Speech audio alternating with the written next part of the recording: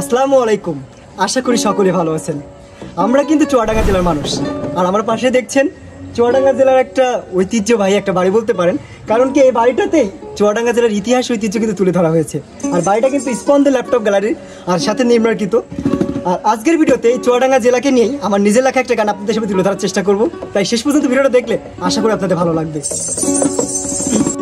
আমার মন চাই রে গানে গানে বলি চুয়াডাঙ্গা জেলার কথা, দাদার মুখে শুনি আমার মন চাই রে, আমার মন চাই রে গানে গানে বলি চুয়াডাঙ্গা জেলার কথা, দাদার মুখে শুনি আমার মন চাই রে, আমার মন চাই রে গানে গানে বলি চুয়াডাঙ্গা জেলার কথা, দাদার মুখে শুনি আমার মন চাই রে।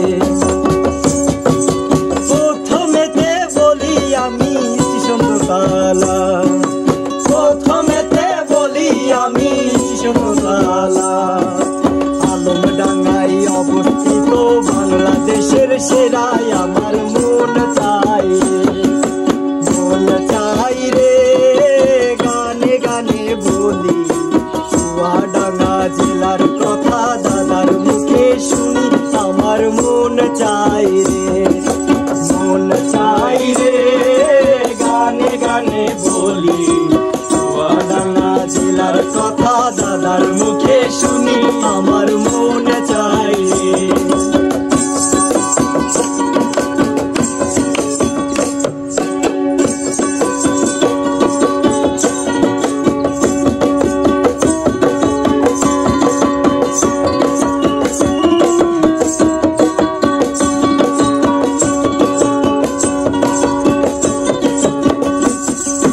তারপরেতে শুনি আমি যেরকম পানির কথা, তারপরেতে শুনি আমি যেরকম পানির কথা, দর্শনাতে আসে সে তো বাংলাদেশের সেরা, আমার মন চাই রে, আমার মন চাই রে গানে গানে বলি চুয়াডাঙ্গা জেলার কথা, দাদার মুখে শুনি আমার মন চাই রে।